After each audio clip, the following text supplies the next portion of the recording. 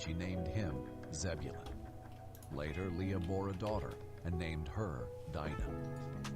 Then God remembered Rachel. He listened to her and opened her womb. She conceived and bore a son, and she said, God has taken away my disgrace. She named him Joseph and said, May the Lord add another son to me. After Rachel gave birth to Joseph, Jacob said to Laban, Send me on my way so that I can return to my homeland.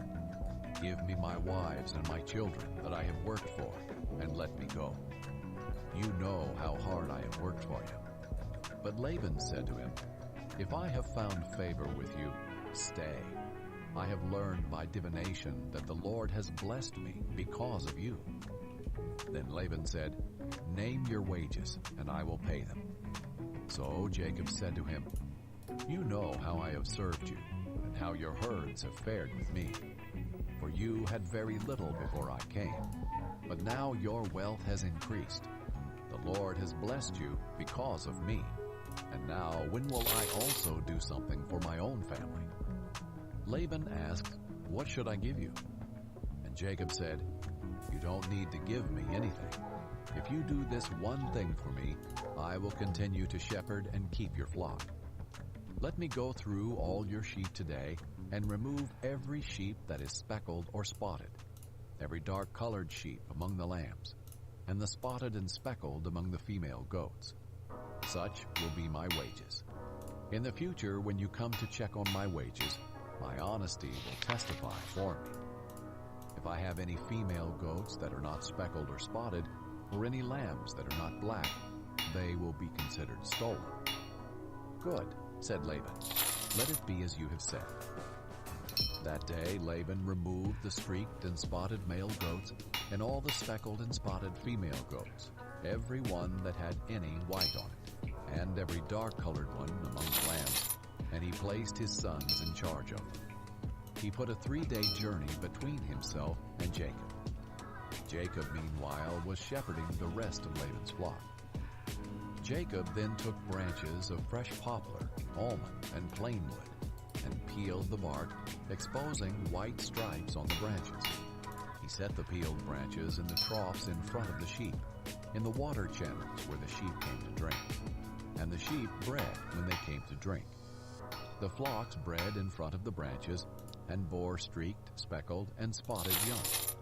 Jacob separated the lambs, and made the flocks face the streaked sheep and the completely dark sheep in Laban's flocks. Then he set his own stock apart, and didn't put them with Laban's sheep.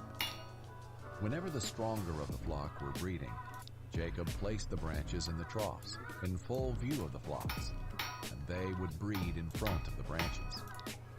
As for the weaklings of the flock, he did not put out the branches.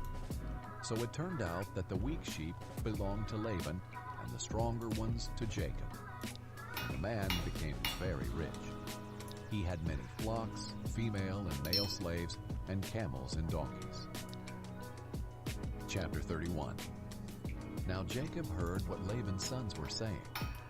Jacob has taken all that was our father's, and has built this wealth from what belonged to our father. And Jacob saw from Laban's face that his attitude toward him was not the same as before. The Lord said to him, Go back to the land of your ancestors and to your family, and I will be with you.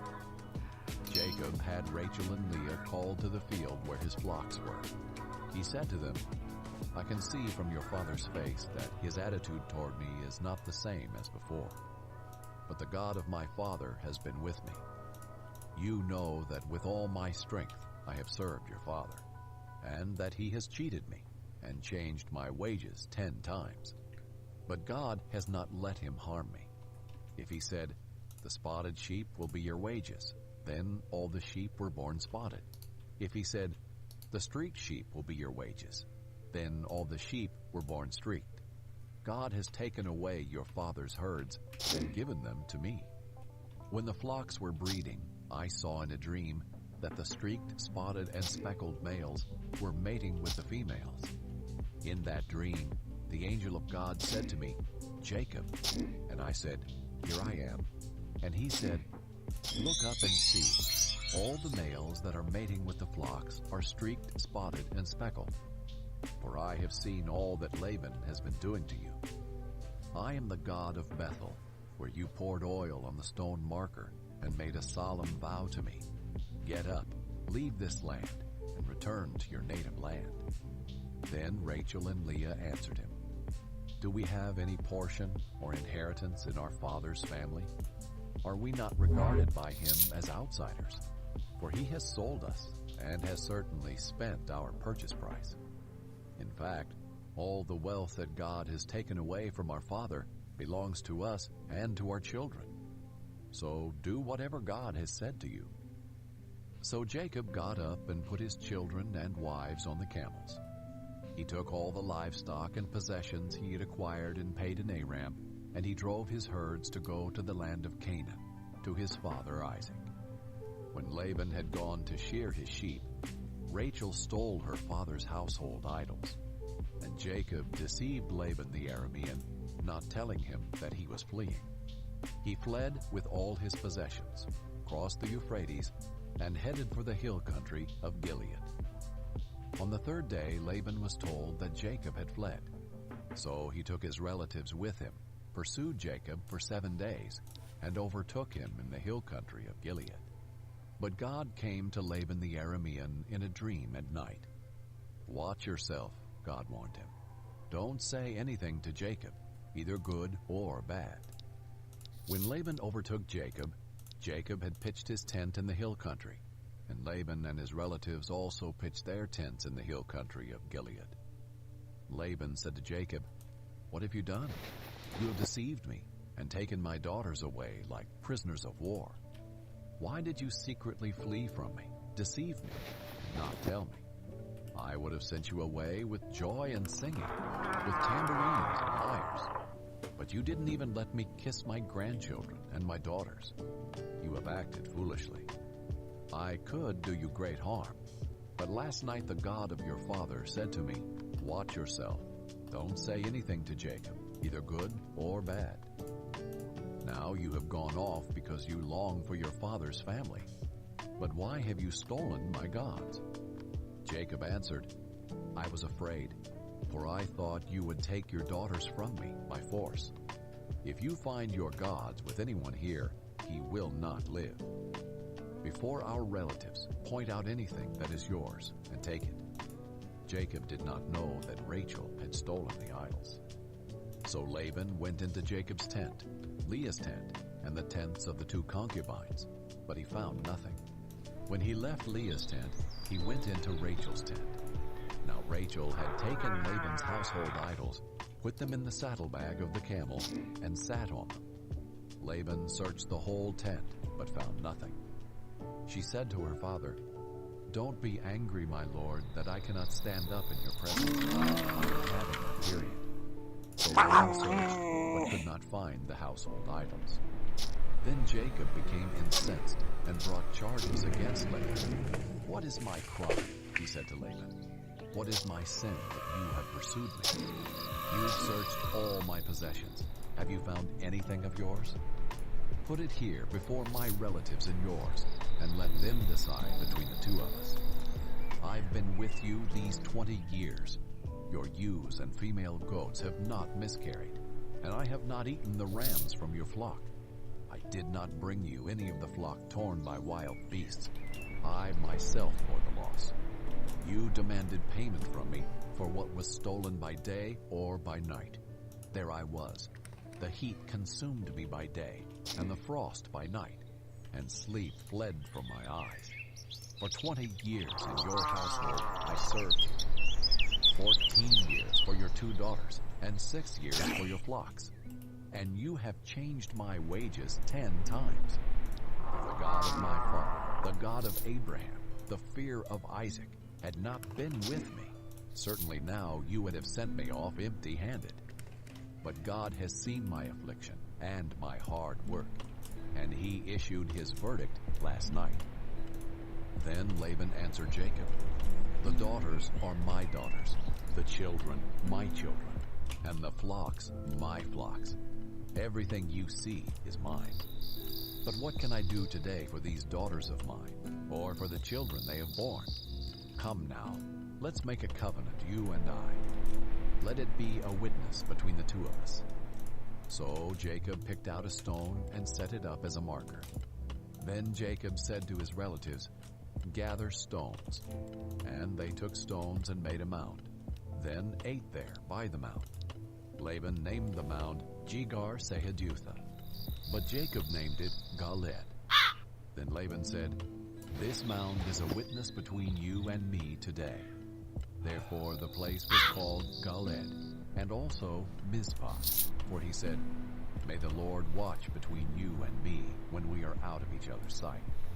If you mistreat my daughters or take other wives, though no one is with us, understand that God will be a witness between you and me." Laban also said to Jacob, "Look at this mound and the marker I have set up between you and me. This mound is a witness, and the marker is a witness that I will not pass beyond this mound to you, and you will not pass beyond this mound and this marker to do me harm. The God of Abraham and the gods of Nahor, the gods of their father, will judge between us." And Jacob swore by the fear of his father Isaac. Then Jacob offered a sacrifice on the mountain and invited his relatives to eat a meal.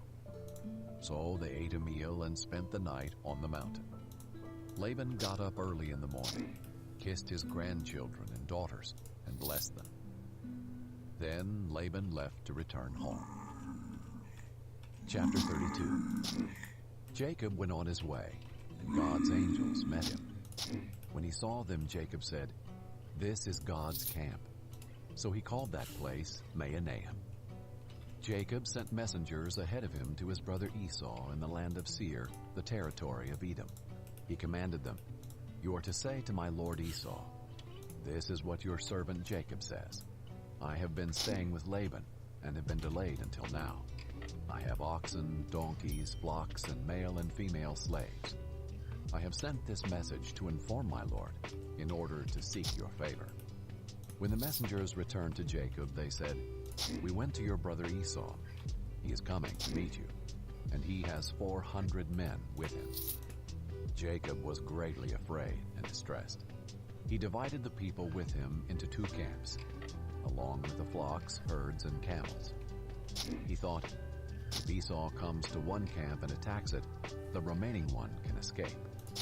Then Jacob said, 'God of my father Abraham and God of my father Isaac, the Lord who said to me, "Go back to your land and to your family, and I will cause you to prosper."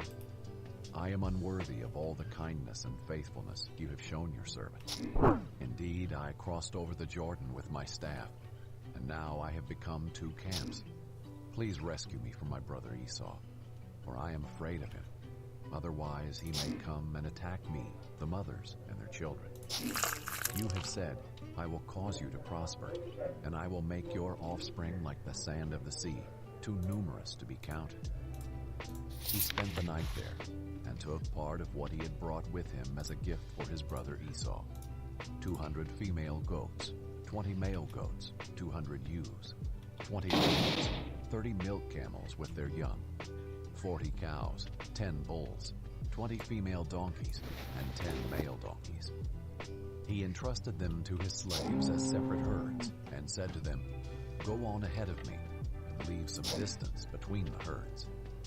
And he told the first one, "When my brother Esau meets you and asks, 'Who do you belong to? Where are you going? And whose animals are these ahead of you?' then tell him, 'They belong to your servant Jacob. They are a gift sent to my lord Esau. And look, he is behind us.'" He also told the second one, the third, and everyone who was walking behind the animals, "Say the same thing to Esau when you find him.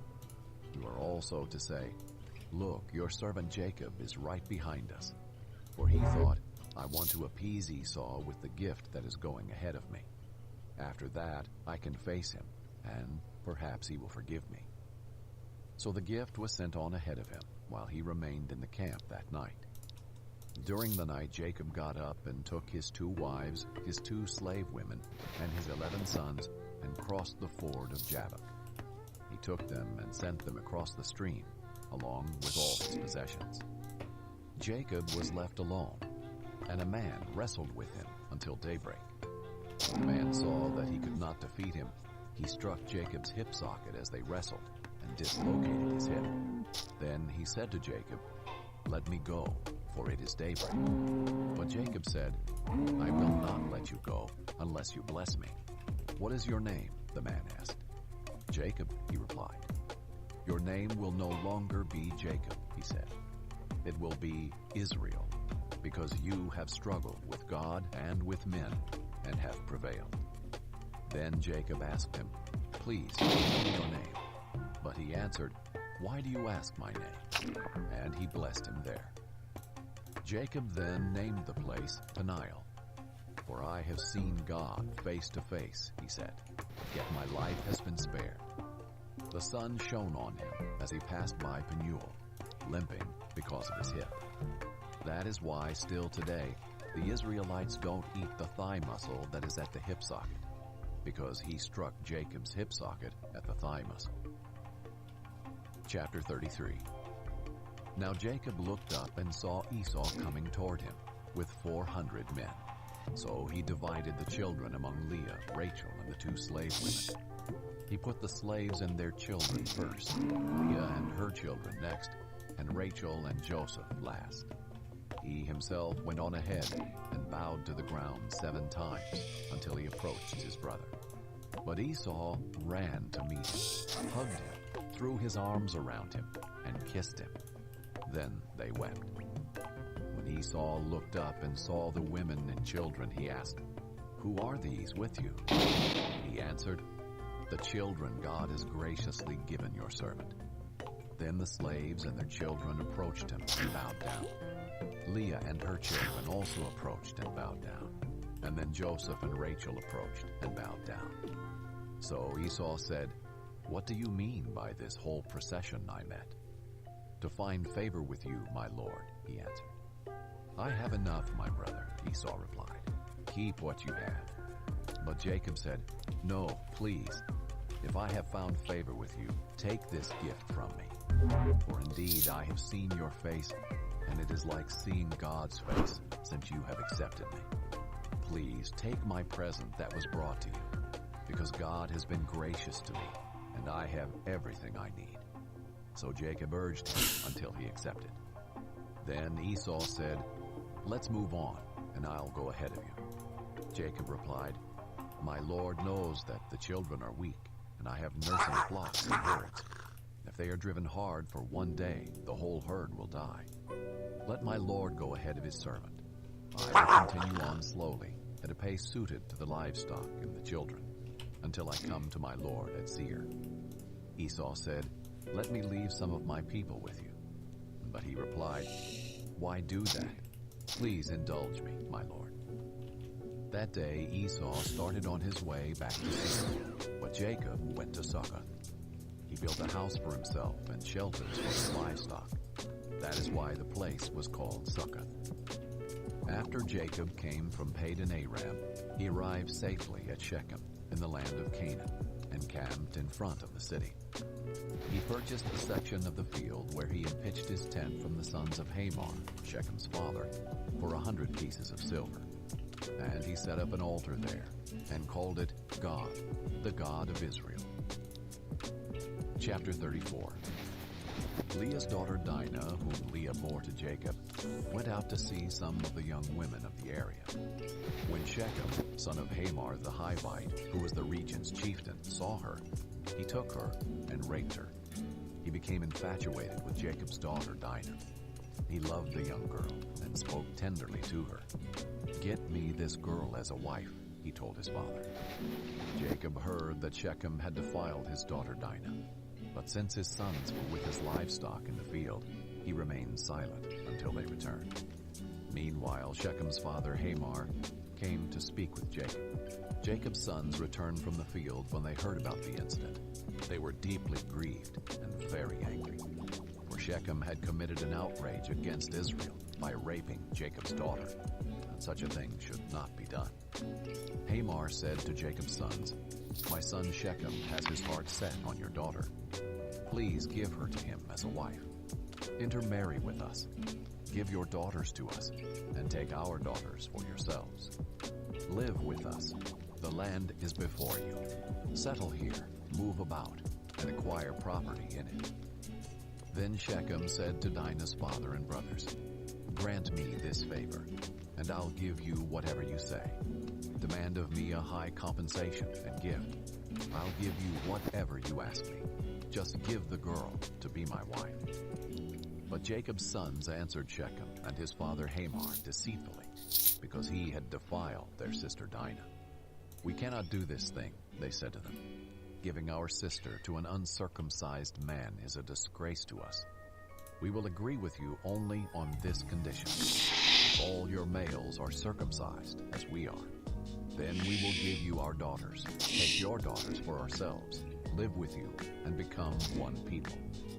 But if you will not listen to us and be circumcised, then we will take our daughter and go." Their words seemed good to Hamor and his son Shechem. The young man did not delay doing this, because he was delighted with Jacob's daughter. Now he was the most important in all his father's family. So Hamor and his son Shechem went to the gate of their city and spoke to the men of their city. "These men are peaceful toward us," they said. "Let them live in our land and move about in it, for indeed the region is large enough for them. Let's take their daughters as our wives and give our daughters to them. But the men will agree to live with us and be one people only on this condition.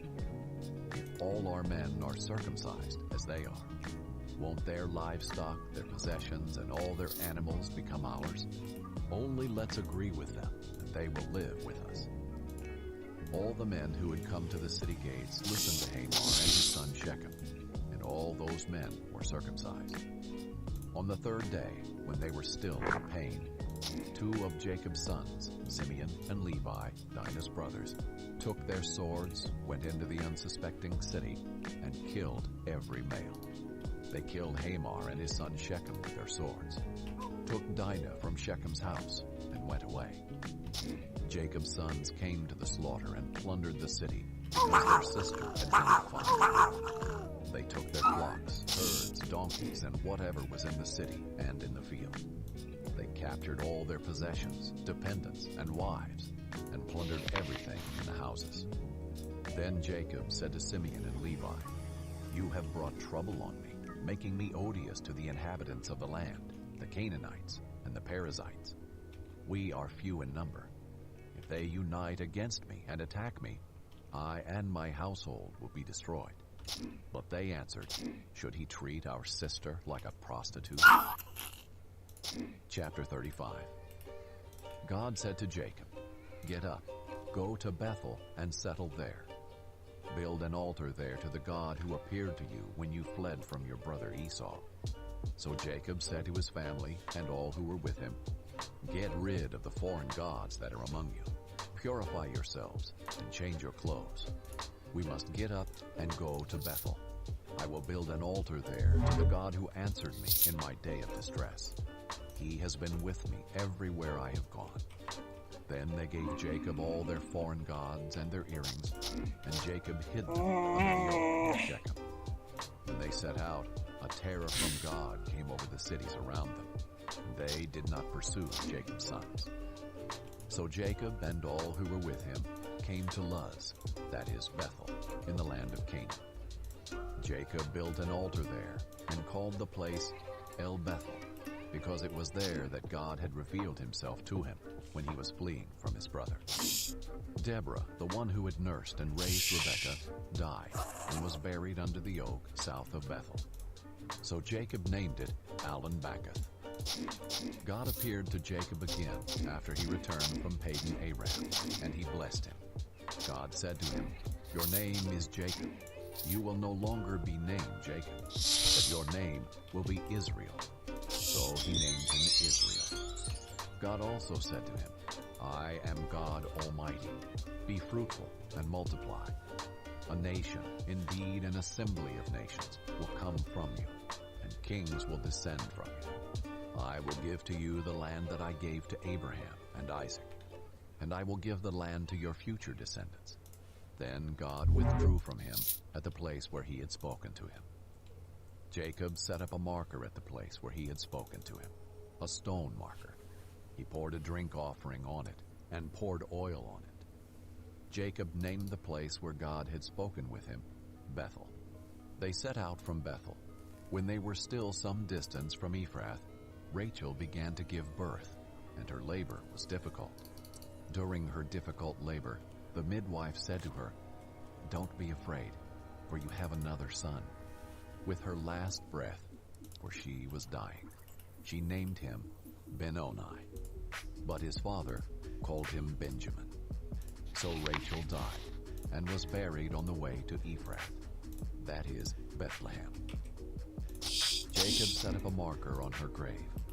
It is the marker at Rachel's grave still today. Israel set out again and pitched his tent beyond the tower of Edom. While Israel was living in that region, Reuben went in and slept with his father's concubine Bilhah, and Israel heard about it. Jacob had 12 sons.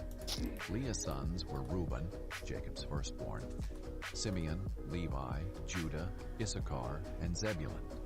Rachel's sons were Joseph and Benjamin. The sons of Rachel's slave Bilhah were Dan and Naphtali. The sons of Leah's slave Zilpah were Gad and Asher. These are the sons of Jacob who were born to him in Padan Aram. Jacob came to his father Isaac at Mamre, in Kiriath Arba, that is Hebron, where Abraham and Isaac had stayed. Isaac lived 180 years. He took his last breath and died, and was gathered to his people, old and full of days. His sons Esau and Jacob buried him. Chapter 36. These are the family records of Esau, that is Edom. Esau took his wives from the Canaanite women: Adah, daughter of Elon, the Hethite; Oholibamah, daughter of Anah, and granddaughter of Zibeon, the Hivite; and Basemath, daughter of Ishmael, and sister of Nebaioth. Adah bore Eliphaz to Esau. Basemath bore Ruel, and Oholibamah bore Jeush, Jalam, and Korah. These were Esau's sons, who were born to him in the land of Canaan. Esau took his wives, sons, daughters, and all the people of his household, as well as his herds, all his livestock, and all the property he had acquired in Canaan. He went to a land away from his brother Jacob, where their possessions were too many for them to live together, and because of their herds, the land where they stayed could not support them. So Esau, that is Edom, lived in the mountains of Seir. These are the family records of Esau, father of the Edomites in the mountains of Seir. These are the names of Esau's sons: Eliphaz, son of Esau's wife Adah, and Ruel, son of Esau's wife Basemath. The sons of Eliphaz were Teman, Omar, Zepho, Gatam, and Kenaz. Timnah, a concubine of Esau's son Eliphaz, bore Amalek to Eliphaz. These are the sons of Esau's wife Adah. These are Ruel's sons: Nahath, Zerah, Shammah, and Mizah.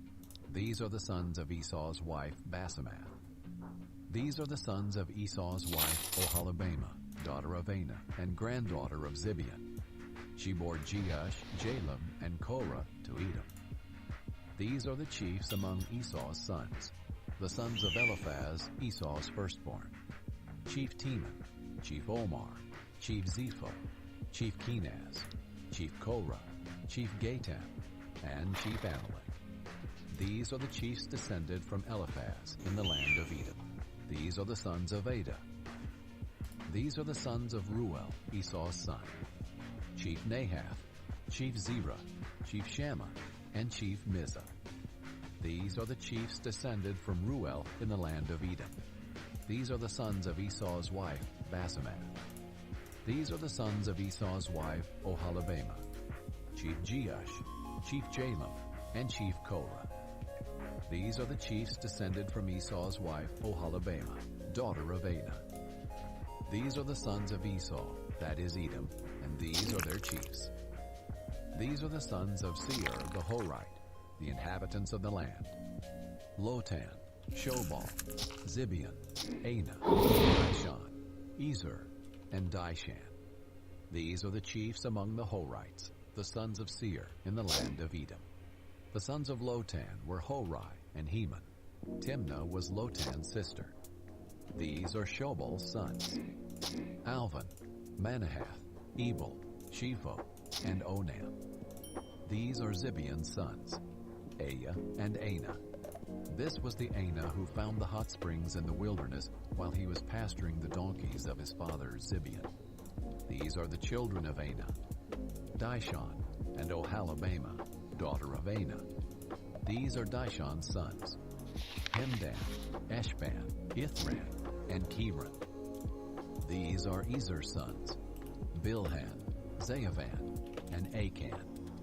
These are Dishan's sons: Uz and Aran. These are the chiefs among the Horites: Chief Lotan, Chief Shobal, Chief Zibeon, Chief Anah, Chief Dishon, Chief Ezer, and Chief Dishan. These are the chiefs among the Horites, clan by clan, in the land of Seir. These are the kings who reigned in the land of Edom before any king reigned over the Israelites. Bela, son of Beor, reigned in Edom. The name of his city was Dinhabah. When Bela died, Jobab, son of Zerah, from Basra, reigned in his place. When Jobab died, Husham from the land of the Temanites reigned in his place. When Husham died, Hadad, son of Bedad, reigned in his place. He defeated Midian in the field of Moab. The name of his city was Avath. When Hadad died, Samlah from Masrekah reigned in his place. When Samlah died, Shaul from Rehoboth on the Euphrates River reigned in his place. When Shaul died, Baal-Hanan, son of Akbar, reigned in his place.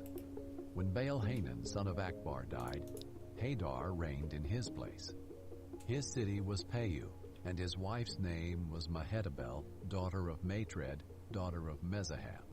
These are the names of Esau's chiefs, according to their families and their localities by their names: Chief Timnah, Chief Alva, Chief Jetheth, Chief Oholibamah, Chief Elah, Chief Pinon, Chief Kenaz, Chief Teman, Chief Mibzar, Chief Magdiel, and Chief Iram. These are Edom's chiefs, according to their settlements in the land they possessed. Esau was father of the Edomites. Chapter 37. Jacob lived in the land where his father had stayed, the land of Canaan. These are the family records of Jacob. At 17 years of age, Joseph tended sheep with his brothers. The young man was working with the sons of Bilhah and Zilpah, his father's wives, and he brought a bad report about them to their father.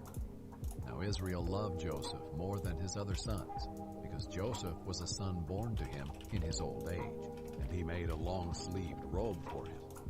When his brothers saw that their father loved him more than all his brothers, they hated him and could not bring themselves to speak peaceably to him. Then Joseph had a dream. When he told it to his brothers, they hated him even more. He said to them, "Listen to this dream I had. There we were, binding sheaves of grain in the field. Suddenly, my sheaf stood up, and your sheaves gathered around it and bowed down to my sheaf." "Are you really going to reign over us?" his brothers asked him. "Are you really going to rule us?" So they hated him even more because of his dream. Then he had another dream and told it to his brothers. "Look," he said, "I had another dream, and this time the sun, moon, and 11 stars were bowing down to me." He told his father and brothers, and his father rebuked him. "What kind of dream is this that you have had?" he said. "Am I and your mother and your brothers really going to come and bow down to the ground before you?" His brothers were jealous of him, but his father kept the matter in mind. His brothers had gone to pasture their father's flocks at Shechem. Israel said to Joseph, "Your brothers, you know, are pasturing the flocks at Shechem. Get ready, I'm sending you to them." "I'm ready," Joseph replied. Then Israel said to him, "Go and see how your brothers and the flocks are doing, and bring word back to me." So he sent him from the Hebron valley, and he went to Shechem. A man found him there wandering in the field and asked him, "What are you looking for?" "I'm looking for my brothers," Joseph said. Can you tell me where they are pasturing their flocks?" "They've moved on from here," the man said. "I heard them say, 'Let's go to Dothan.'" So Joseph set out after his brothers and found them at Dothan. They saw him in the distance, and before he had reached them, they plotted to kill him. They said to one another, "Oh, look, here comes that dream hunter. So now come on, let's kill him and throw him into one of the pits. We can say that a vicious animal ate him. Then we'll see what becomes of his dreams." When Reuben heard this, he tried to save him from them. He said, "Let's not take his life." Reuben also said to them, "Don't shed blood. Throw him into this pit in the wilderness, but don't lay a hand on him," intending to rescue him from them and return him to his father. When Joseph came to his brothers, they stripped off Joseph's robe, the robe of many colors that he had on. Then they took him and threw him into the pit. The pit was empty, without water. They sat down to eat a meal, and when they looked up, there was a caravan of Ishmaelites coming from Gilead. Their camels were carrying aromatic gum, balsam, and resin, going down to Egypt. Judah said to his brothers, "What do we gain if we kill our brother and cover up his blood? Come on, let's sell him to the Ishmaelites, and not lay a hand on him. For he is our brother, our own flesh." And his brothers agreed.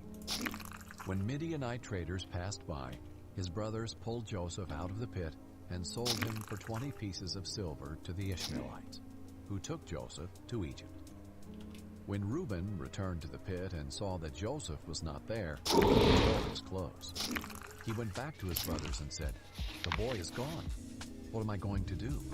So they took Joseph's robe, slaughtered a male goat, and dipped the robe in its blood. They sent the long-sleeved robe to their father and said, "We found this. Examine it. Is it your son's robe or not?" His father recognized it. "It is my son's robe," he said. "A vicious animal has devoured him. Joseph has been torn to pieces."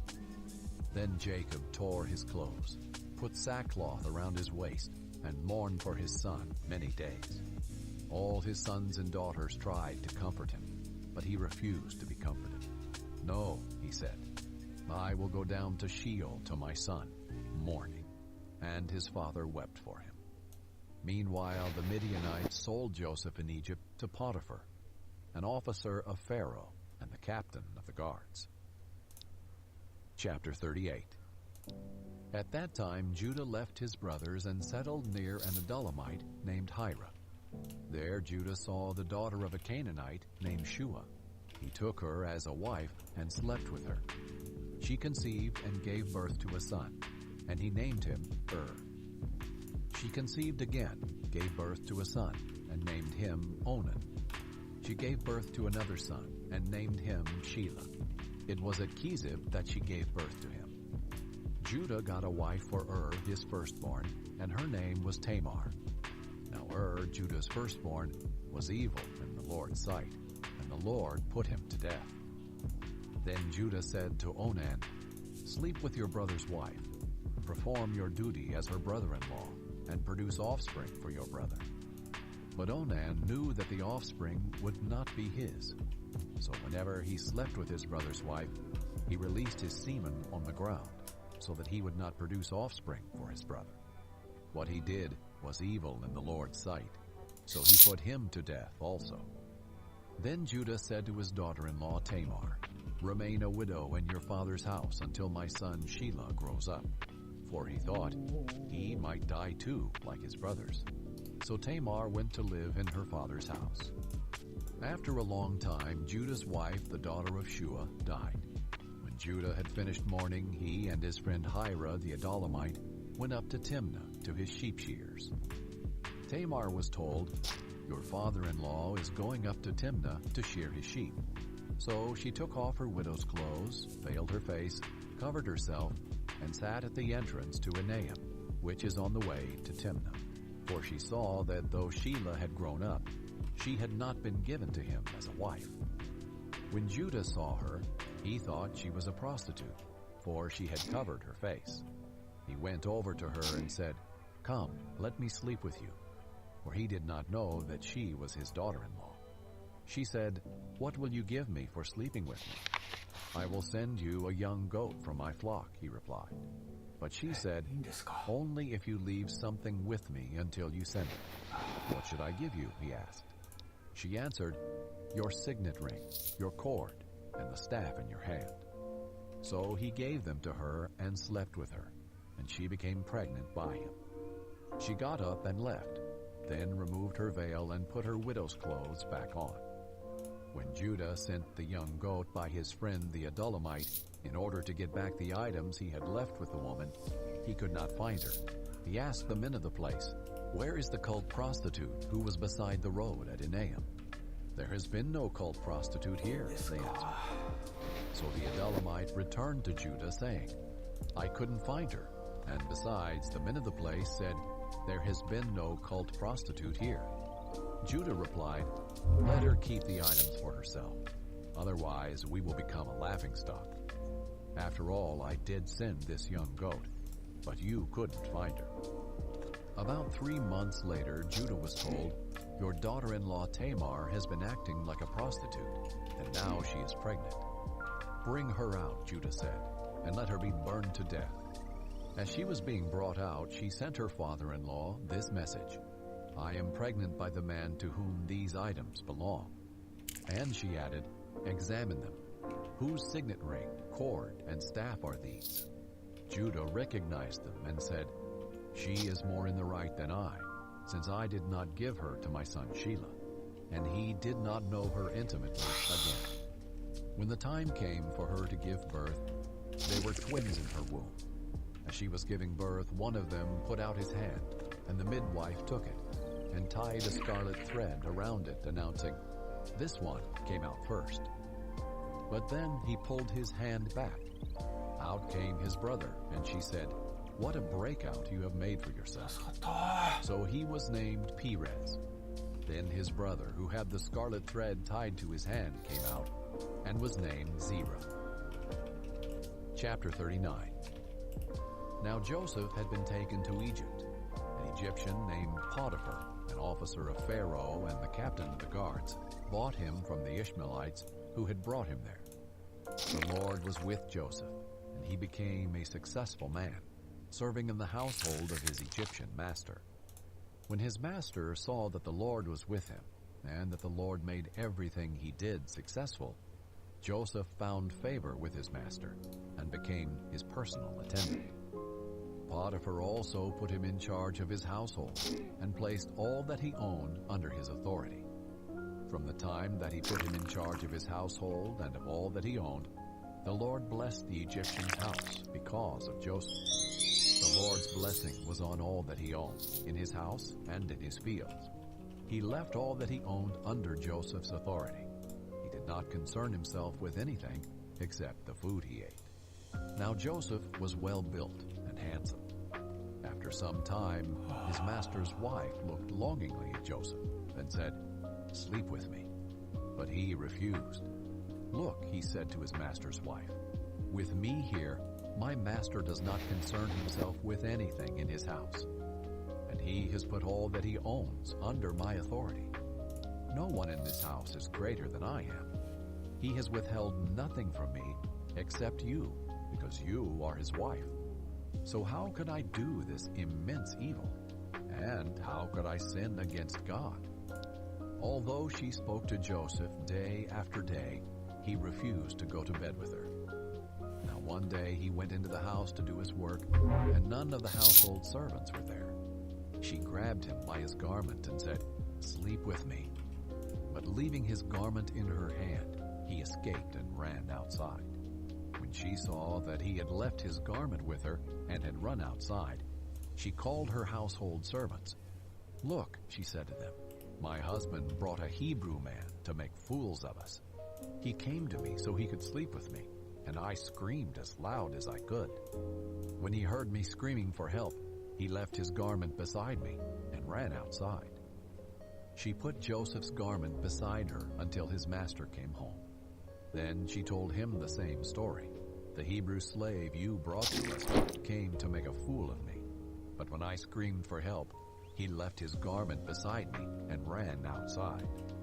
When his master heard the story his wife told him, "These are the things your slave did to me," he was furious. He had him thrown into prison, where the king's prisoners were confined. So Joseph was there in prison. But the Lord was with Joseph and extended kindness to him. He granted him favor with the prison warden. The warden put all the prisoners who were in the prison under Joseph's authority, and he was responsible for everything that was done there. The warden did not bother with anything under Joseph's authority, because the Lord was with him, and the Lord made everything that he did successful. Chapter 40. After this, the king of Egypt's cupbearer and baker offended their master, the king of Egypt. Pharaoh was angry with his two officers, the chief cupbearer and the chief baker, and put them in custody in the house of the captain of the guards, in the prison where Joseph was confined. The captain of the guards assigned Joseph to them as their personal attendant, and they were in custody for some time. The king of Egypt's cupbearer and baker, who were confined in the prison, each had a dream. Both had a dream on the same night, and each dream had its own meaning. When Joseph came to them in the morning, he saw that they looked distraught. So he asked Pharaoh's officers, who were in custody with him in his master's house, "Why do you look so sad today?" "We had dreams," they said to him, "but there is no one to interpret them." Then Joseph said to them, "Don't interpretations belong to God? Tell me your dreams." So the chief cupbearer told his dream to Joseph. "In my dream there was a vine in front of me. On the vine were 3 branches. As soon as it budded, its blossoms came out and its clusters ripened into grapes.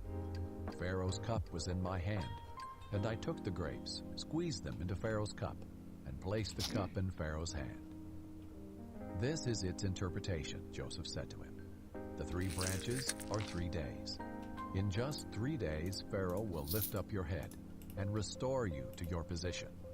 You will put Pharaoh's cup in his hand the way you used to when you were his cupbearer. But when all goes well for you, remember that I was with you. Please show kindness to me by mentioning me to Pharaoh, and get me out of this prison. For I was kidnapped from the land of the Hebrews, and even here I have done nothing that they should put me in the dungeon." When the chief baker saw that the interpretation was positive, he said to Joseph, "I also had a dream. 3 baskets of white bread were on my head. In the top basket were all sorts of baked goods for Pharaoh, but the birds were eating them out of the basket on my head." "This is its interpretation," Joseph replied. "The 3 baskets are 3 days. In just 3 days, Pharaoh will lift up your head from off you and hang you on a tree. Then the birds will eat the flesh from your body." On the 3rd day, which was Pharaoh's birthday, he gave a feast for all his servants. He elevated the chief cupbearer and the chief baker among his servants. Pharaoh restored the chief cupbearer to his position as cupbearer, and he placed the cup in Pharaoh's hand. But Pharaoh hanged the chief baker, just as Joseph had explained to them. Yet the chief cupbearer did not remember Joseph. He forgot him. Chapter 41. At the end of 2 years, Pharaoh had a dream. He was standing beside the Nile, when 7 healthy-looking, well-fed cows came up from the Nile and began to graze among the reeds. After them, 7 other cows, sickly and thin, came up from the Nile and stood beside those cows along the bank of the Nile. The sickly, thin cows ate the healthy, well-fed cows. Then Pharaoh woke up. He fell asleep and dreamed a second time. 7 heads of grain, plump and good, came up on one stalk. After them, 7 heads of grain, thin and scorched by the east wind, sprouted up. The thin heads of grain swallowed up the 7 plump, full ones. Then Pharaoh woke up, and it was only a dream. When morning came, he was troubled. So he summoned all the magicians of Egypt and all its wise men. Pharaoh told them his dreams, but no one could interpret them for him. Then the chief cupbearer said to Pharaoh, "Today I remember my faults. Pharaoh was angry with his servants, and and he put me and the chief baker in the custody of the captain of the guards. He and I had dreams on the same night. Each dream had its own meaning. Now, a young Hebrew, a slave of the captain of the guards, was with us there. We told him our dreams. He interpreted our dreams for us, and each had its own interpretation. It turned out just the way he interpreted them to us. I was restored to my position, and the other man was hanged. Then Pharaoh sent for Joseph, and they quickly brought him from the dungeon. He shaved, changed his clothes, and went to Pharaoh. Pharaoh said to Joseph, "I have had a dream, and no one can interpret it. But I have heard it said about you that you can hear a dream and interpret it." "I am not able to," Joseph answered Pharaoh. "It is God who will give Pharaoh a favorable answer." So Pharaoh said to Joseph, "In my dream I was standing on the bank of the Nile, when 7 well-fed, healthy-looking cows came up from the Nile and grazed among the reeds. After them, 7 other cows, weak, very sickly and thin, came up. I've never seen such sickly ones as these in all the land of Egypt. Then the thin, sickly cows ate the first 7 well-fed cows. When they had devoured them, you could not tell that they had devoured them. Their appearance was as bad as it had been before. Then I woke up. In my dream I also saw 7 heads of grain, full and good, coming up on one stalk. After them, 7 heads of grain, withered, thin, and scorched by the east wind, sprouted up. The thin heads of grain swallowed the 7 good ones. I told this to the magicians, but no one can tell me what it means." Then Joseph said to Pharaoh, "Pharaoh's dreams mean the same thing. God has revealed to Pharaoh what he is about to do. The 7 good cows are 7 years, and the 7 good heads are 7 years. The dreams mean the same thing. The 7 thin, sickly cows that came up after them are 7 years, and the 7 worthless heads of grain, scorched by the east wind, are 7 years of famine. It is just as I told Pharaoh. God has shown Pharaoh what he is about to do. 7 years of great abundance are coming throughout the land of Egypt. After them, 7 years of famine will take place, and all the abundance in the land of Egypt will be forgotten. The famine will devastate the land. The abundance in the land will not be remembered because of the famine that follows it, for the famine will be very severe. Since the dream was given twice to Pharaoh, it means that the matter has been determined by God, and he will carry it out soon. So now let Pharaoh look for a discerning and wise man, and set him over the land of Egypt. Let Pharaoh do this. Let him appoint overseers over the land, and take 1/5 of the harvest of the land of Egypt during the 7 years of abundance. Let them gather all the excess food during these good years that are coming. Under Pharaoh's authority, store the grain in the cities, so they may preserve it as food. The food will be a reserve for the land during the 7 years of famine that will take place in the land of Egypt. Then the country will not be wiped out by the famine." The proposal pleased Pharaoh and all his servants, and he said to them, "Can we find anyone like this, a man who has God's Spirit in him?" So Pharaoh said to Joseph, "Since God has made all this known to you, there is no one as discerning and wise as you are. You will be over my house, and all my people will obey your commands. Only I, as king, will be greater than you." Pharaoh also said to Joseph, "See, I am placing you over all the land of Egypt." Pharaoh removed his signet ring from his hand and put it on Joseph's hand, clothed him with fine linen garments, and placed a gold chain around his neck. He had Joseph ride in his 2nd chariot, and servants called out before him, "Make way." So he placed him over all the land of Egypt. Pharaoh said to Joseph, "I am Pharaoh, and no one will be able to raise his hand or foot in all the land of Egypt without your permission."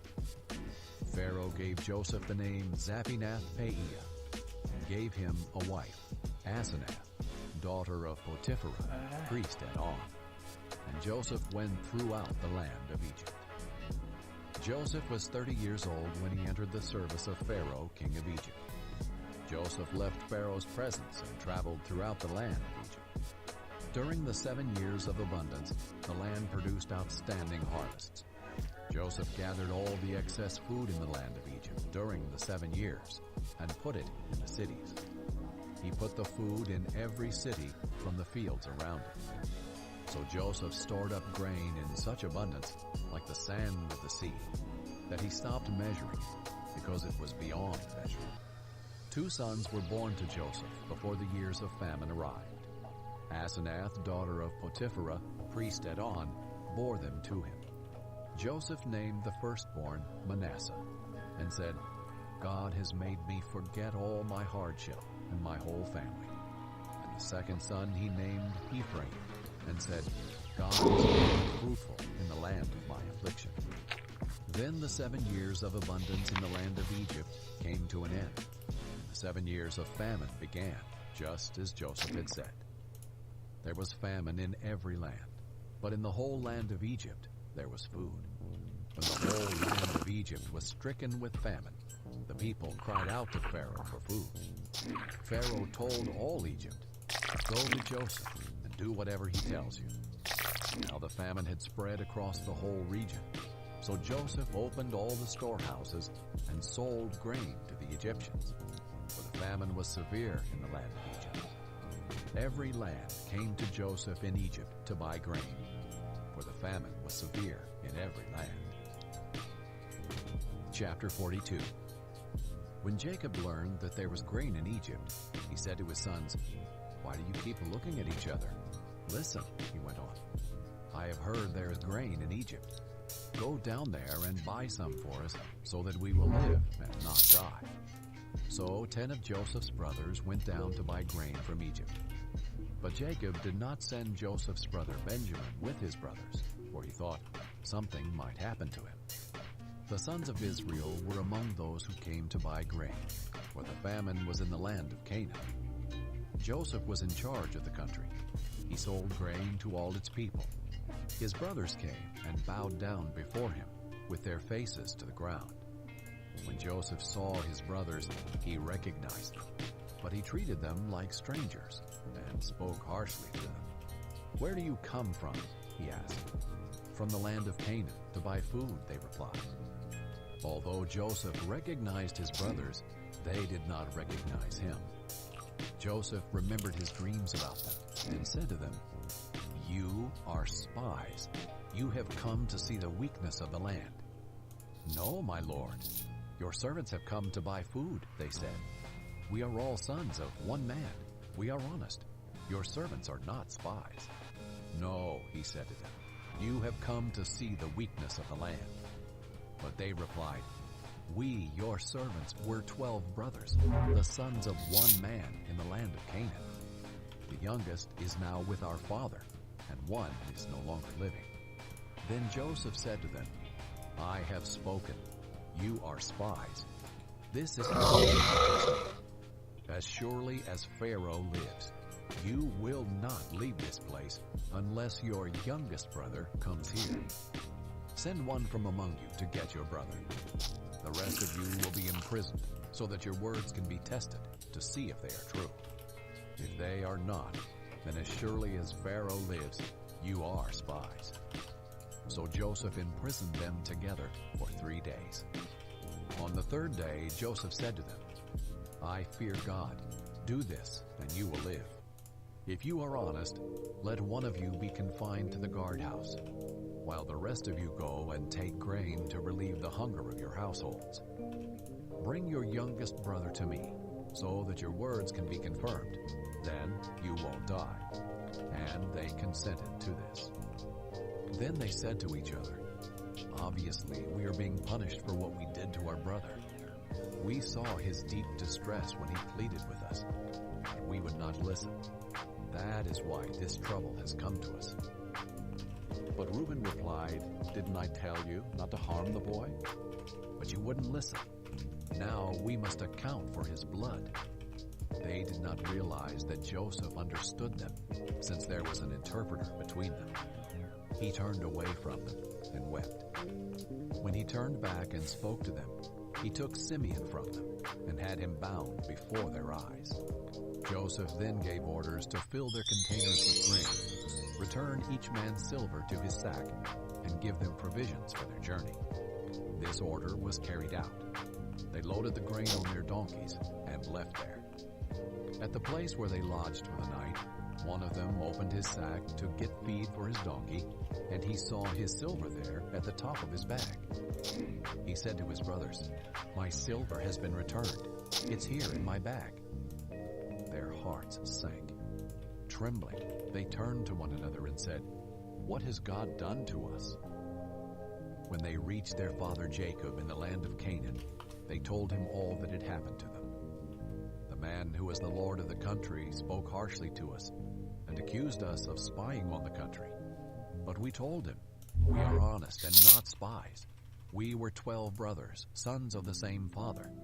One is no longer living, and the youngest is now with our father in the land of Canaan." The man who was the lord of the country said to us, "This is how I will know if you are honest. Leave one brother with me. Take food to relieve the hunger of your households, and go. Bring back your youngest brother to me, and I will know that you are not spies, but honest men. I will then give your brother back to you, and you can trade in the country." As they began emptying their sacks, there in each man's sack was his bag of silver. When they and their father saw their bags of silver, they were afraid. Their father Jacob said to them, "It's me that you make childless. Joseph is gone, and Simeon is gone. Now you want to take Benjamin. Everything happens to me." Then Reuben said to his father, "You can kill my 2 sons if I don't bring him back to you. Put him in my care, and I will return him to you." But Jacob answered, "My son will not go down with you, for his brother is dead, and he alone is left. If anything happens to him on your journey, you will bring my gray hairs down to Sheol in sorrow." Chapter 43. Now the famine in the land was severe. When they had used up the grain they had brought back from Egypt, their father said to them, "Go back and buy us a little food." But Judah said to him, "The man specifically warned us, 'You will not see me again unless your brother is with you. If you will send our brother with us, we will go down and buy food for you. But if you will not send him, we will not go.' For the man said to us, 'You will not see me again unless your brother is with you.' 'Why have you caused me so much trouble?' Israel asked. 'Why did you tell the man that you had another brother?' They answered, 'The man kept asking about us and our family. Is your father still alive? Do you have another brother?' And we answered him accordingly. How could we know that he would say, 'Bring your brother here'?" Then Judah said to his father Israel, "Send the boy with me. We will be on our way so that we may live and not die. Neither we, nor you, nor our dependents. I will be responsible for him. You can hold me personally accountable. If I do not bring him back to you and set him before you, I will be guilty before you forever." If we had not delayed, we could have come back twice by now. Then their father Israel said to them, "If it must be so, then do this.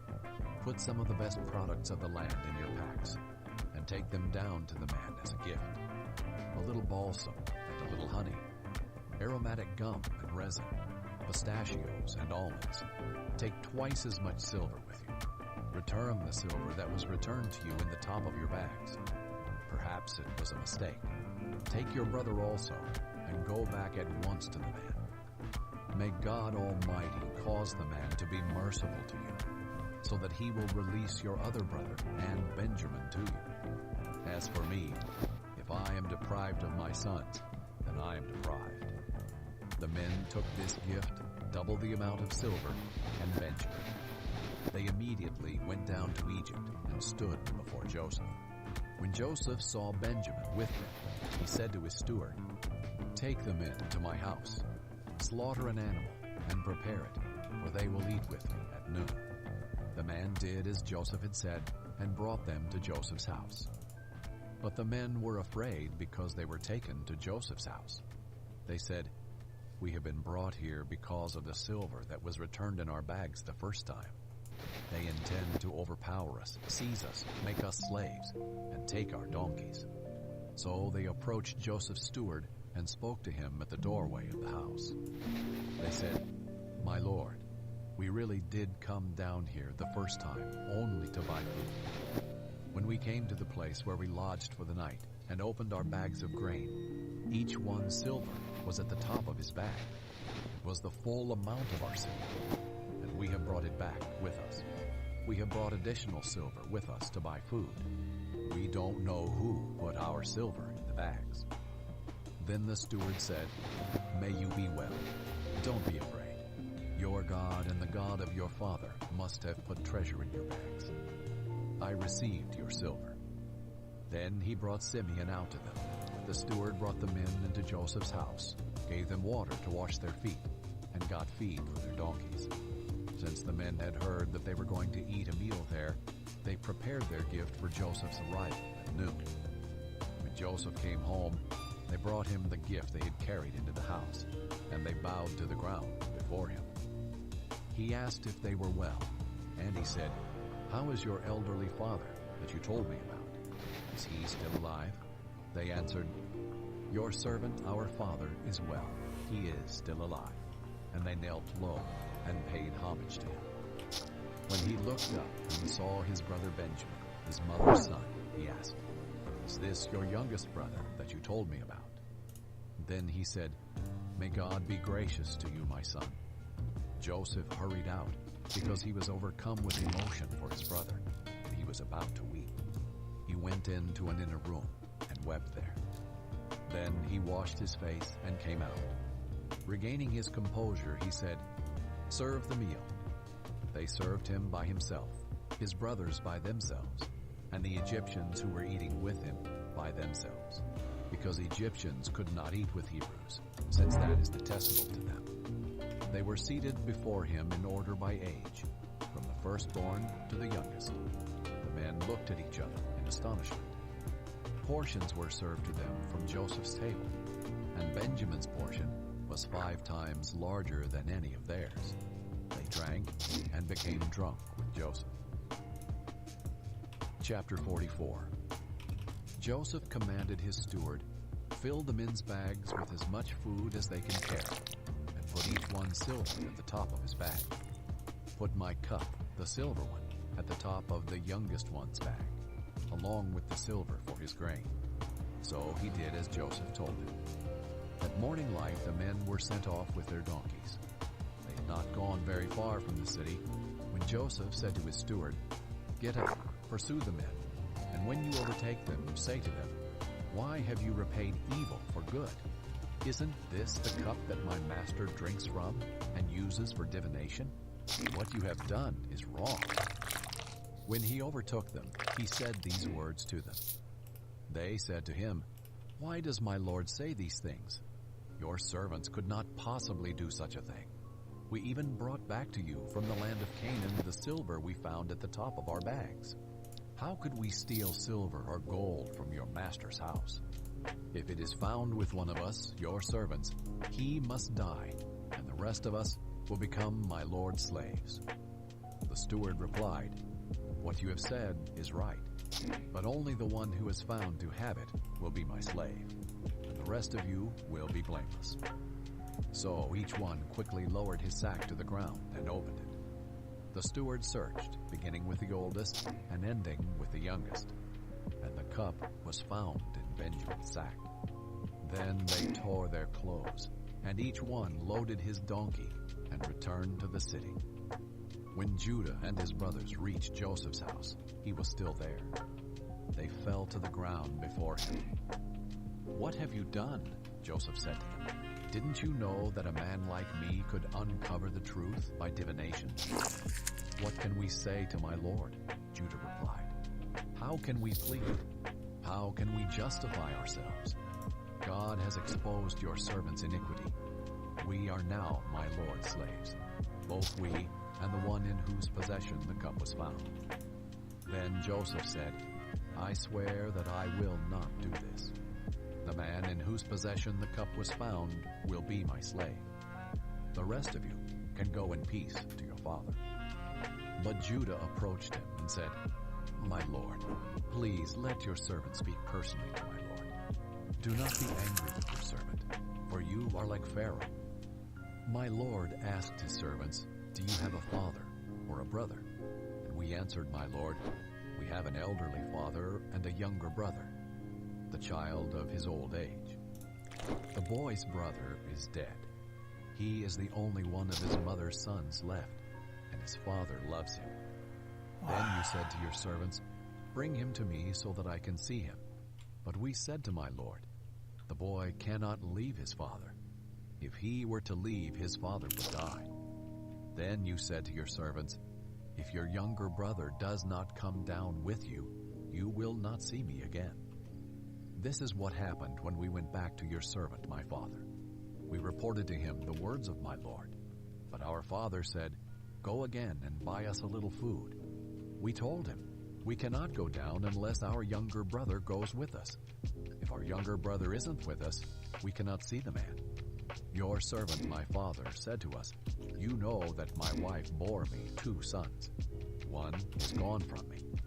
I said he must have been torn to pieces, and I have never seen him again. If you also take this one from me, and anything happens to him, you will bring my gray hairs down to Sheol in sorrow. So if I come to your servant, my father, and the boy is not with us, his life is wrapped up with the boy's life. When he sees that the boy is not with us, he will die. Then your servants will have brought the gray hairs of your servant, our father, down to Sheol in sorrow."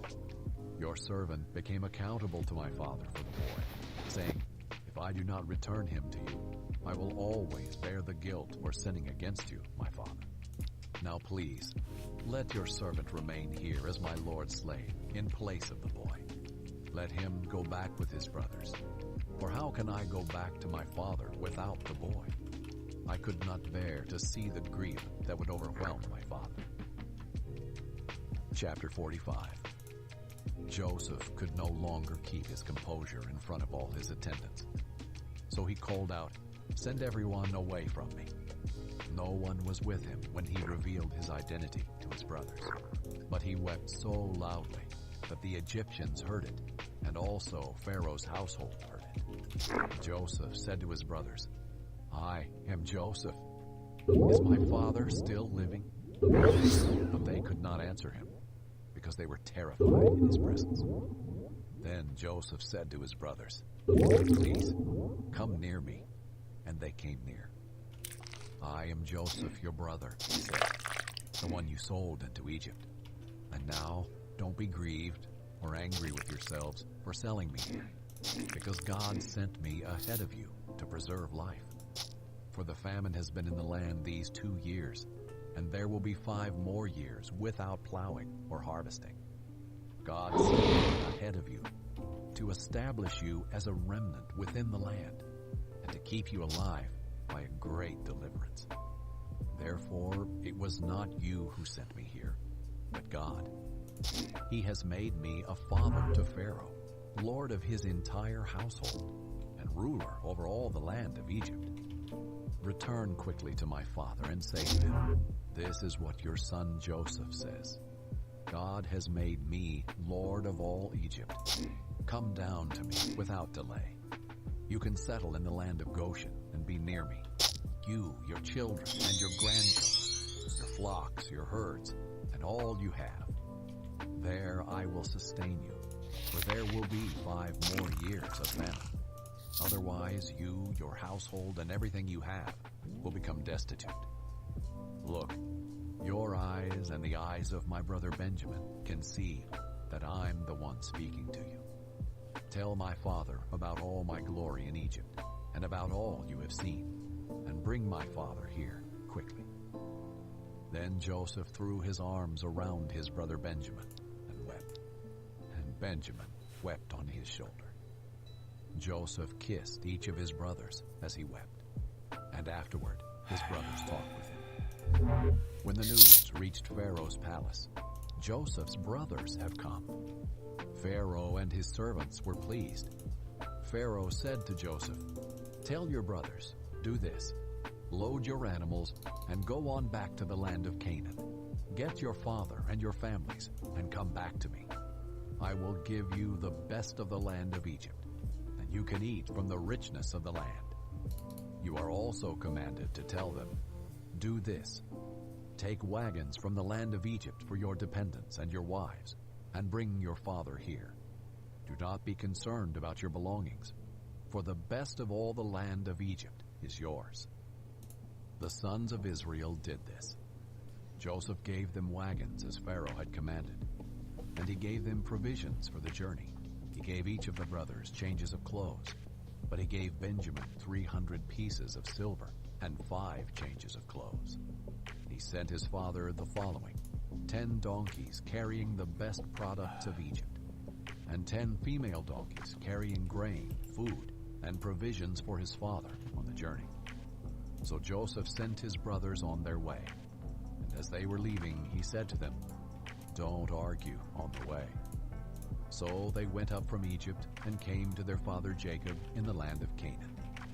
They said, "Joseph is still alive, and he is ruler over all the land of Egypt."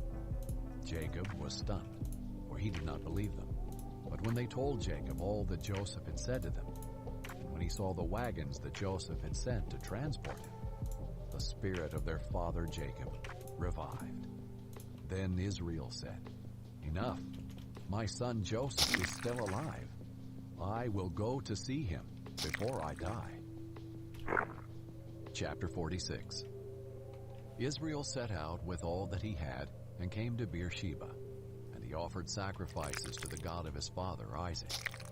That night, God spoke to Israel in a vision. "Jacob, Jacob," he said. Then Jacob replied, "Here I am." God said, "I am God, the God of your father. Do not be afraid to go down to Egypt, for I will make you into a great nation there. I will go down with you to Egypt, and I will also bring you back. Joseph will close your eyes when you die." Jacob left Beersheba. The sons of Israel took their father Jacob in the wagons Pharaoh had sent to carry him, along with their dependents and their wives. They also took their cattle and possessions they had acquired in the land of Canaan. Then Jacob and all his offspring with him came to Egypt. His sons and grandsons, his daughters and granddaughters, indeed all his offspring, he brought with him to Egypt. These are the names of the sons of Israel who came to Egypt: Jacob and his sons. Jacob's firstborn, Reuben. Reuben's sons, Hanok, Palu, Hezron, and Carmi. Simeon's sons, Jemuel, Jamin, Ohad, Jachin, Zohar, and Shaul, the son of a Canaanite woman. Levi's sons, Gershon, Kohath, and Merari. Judah's sons, Onan, Shelah, Perez, and Zerah. But and Onan died in the land of Canaan. The sons of Perez were Hezron and Hamul. Issachar's sons, Tola, Puvah, Jashub, and Shimron. Zebulun's sons, Sered, Elon, and Jaliel. These were Leah's sons born to Jacob in Padan Aram, as well as his daughter Dinah. The total number of persons, 33. Gad's sons, Ziphion, Haggai, Shunai, Esbon, Eri, Aradai, and Eri. Asher's sons, Imnah, Ishva, Ishvi, Bariah, and their sister, Serah. Bariah's sons were Heber and Malchiel. These were the sons of Zilpah, whom Laban gave to his daughter Leah, that she bore to Jacob, 16 persons. The sons of Jacob's wife Rachel, Joseph and Benjamin, Manasseh and Ephraim were born to Joseph in the land of Egypt. They were born to him by Asenath, daughter of Potipharah, a priest at On. Benjamin's sons, Bela, Becher, Ashbel, Gera, Naaman, Ehi, Rosh, Muppim, Huppim, and Ard. These were Rachel's sons who were born to Jacob, 14 persons. Dan's son, Hushim. Naphtali's sons, Jaziel, Guni, Jezer, and Shillem. These were the sons of Bilhah, whom Laban gave to his daughter Rachel. She bore to Jacob 7 persons. The total number of persons belonging to Jacob, his direct descendants not including the wives of Jacob's sons who came to Egypt, 66. And Joseph's sons who were born to him in Egypt, 2 persons. All those of Jacob's household who came to Egypt, 70 persons. Now Jacob had sent Judah ahead of him to Joseph to prepare for his arrival at Goshen. When they came to the land of Goshen, Joseph hitched the horses to his chariot and went up to Goshen to meet his father Israel. Joseph presented himself to him, threw his arms around him, and wept for a long time. Then Israel said to Joseph, "I'm ready to die now, because I have seen your face, and you are still alive." Joseph said to his brothers and to his father's family, "I will go up and inform Pharaoh, telling him, 'My brothers and my father's family who were in the land of Canaan have come to me. The men are shepherds. They also raise livestock. They have brought their flocks and herds and all that they have. When Pharaoh addresses you and asks, "What is your occupation?" you are to say, "Your servants, both we and our ancestors, have raised livestock from our youth until now." Then you will be allowed to settle in the land of Goshen, since all shepherds are detestable to Egyptians. Chapter 47. So Joseph went and informed Pharaoh, "My father and my brothers, with their flocks and herds, and all that they own, have come from the land of Canaan, and are now in the land of Goshen." He took 5 of his brothers and presented them to Pharaoh. And Pharaoh asked his brothers, "What is your occupation?" They said to Pharaoh, "Your servants, both we and our ancestors, are shepherds." And they said to Pharaoh, "We have come to stay in the land for a while, because there is no grazing land for your servants' sheep, since the famine in the land of Canaan has been severe. So now, please, let your servants settle in the land of Goshen." Then Pharaoh said to Joseph, "Now that your father and brothers have come to you, the land of Egypt is open before you. Settle your father and brothers in the best part of the land. They can live in the land of Goshen. If you know of any capable men among them, put them in charge of my livestock." Joseph then brought his father Jacob and presented him to Pharaoh, and Jacob blessed Pharaoh. Pharaoh said to Jacob, "How many years have you lived?" Jacob said to Pharaoh, "My pilgrimage has lasted 130 years. My years have been few and hard, and they have not reached the years of my ancestors during their pilgrimages." So Jacob blessed Pharaoh and departed from Pharaoh's presence. Then Joseph settled his father and brothers in the land of Egypt, and gave them property in the best part of the land of Ramesses, as Pharaoh had commanded. And Joseph provided his father, his brothers, and all his father's family with food for their dependents. But there was no food in the entire region, for the famine was very severe. The land of Egypt and the land of Canaan were exhausted by the famine. Joseph collected all the silver to be found in the land of Egypt and the land of Canaan in exchange for the grain they were purchasing. And he brought the silver to Pharaoh's palace. When the silver from the land of Egypt and the land of Canaan was gone, all the Egyptians came to Joseph and said, "Give us food. Why should we die here in front of you? The silver is gone." But Joseph said, "Give me your livestock. Since the silver is gone, I will give you food in exchange for your livestock." So they brought their livestock to Joseph, and he gave them food in exchange for the horses, the flocks of sheep, the herds of cattle, and the donkeys. That year he provided them with food in exchange for all their livestock. When that year was over, they came the next year and said to him, "We cannot hide from our Lord that the silver is gone and that all our livestock belongs to our Lord. There is nothing left for our Lord except our bodies and our land. Why should we die here in front of you, both us and our land? Buy us and our land in exchange for food." Then we with our land will become Pharaoh's slaves. Give us seed so that we can live and not die, and so that the land won't become desolate."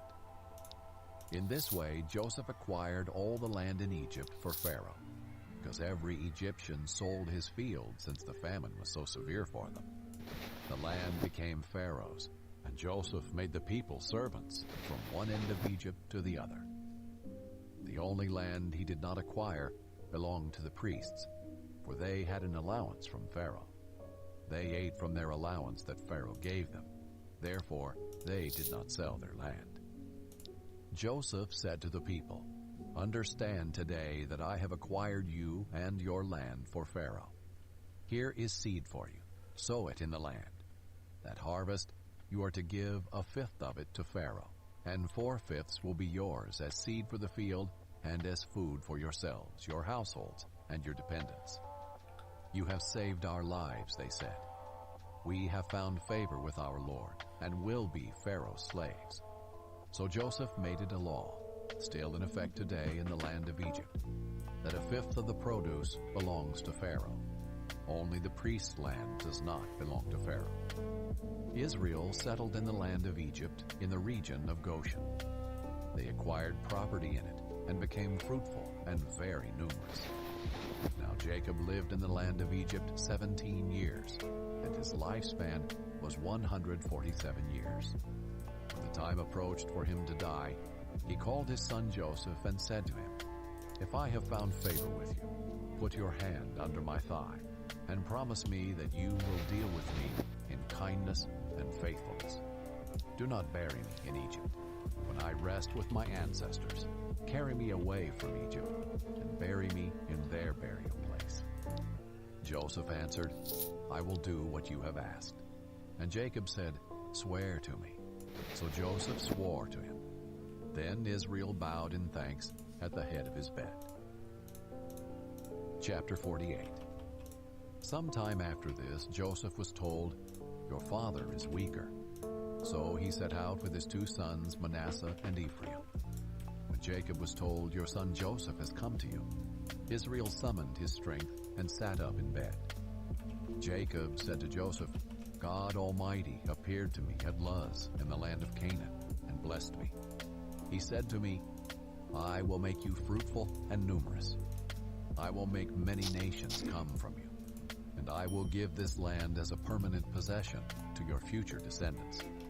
Your 2 sons born to you in the land of Egypt before I came to you in Egypt are now mine. Ephraim and Manasseh belong to me, just as Reuben and Simeon do. Children born to you after them will be yours, and will be recorded under the names of their brothers with regard to their inheritance.' When I was returning from Padan, to my sorrow Rachel died along the way, some distance from Ephrath in the land of Canaan. I buried her there along the way to Ephrath, that is, Bethlehem. When Israel saw Joseph's sons, he said, 'Who are these?' And Joseph said to his father, 'They are my sons. God has given me here.' So Israel said, 'Bring them to me, and I will bless them.' Now his eyesight was poor because of old age. He could hardly see. Joseph brought them to him, and he kissed and embraced them. Israel said to Joseph, 'I never expected to see your face again, but now God has even let me see your offspring.' Then Joseph took them from his father's knees and bowed with his face to the ground. Then Joseph took them both, with his right hand Ephraim towards Israel's left, and with his left hand Manasseh toward Israel's right, and brought them to Israel. But Israel stretched out his right hand and put it on the head of Ephraim the younger, and crossing his hands, put his left on Manasseh's head, although Manasseh was the firstborn. Then he blessed Joseph and said, 'The God before whom my fathers Abraham and Isaac walked, the God who has been my shepherd all my life to this day, the angel who has redeemed me from all harm, may he bless these boys, and may they be called by my name and the names of my fathers Abraham and Isaac, and may they grow to be numerous within the land.' When Joseph saw that his father had placed his right hand on Ephraim's head, he thought it was a mistake, and took his father's hand to move it from Ephraim's head to Manasseh's. Joseph said to his father, "Not that way, my father.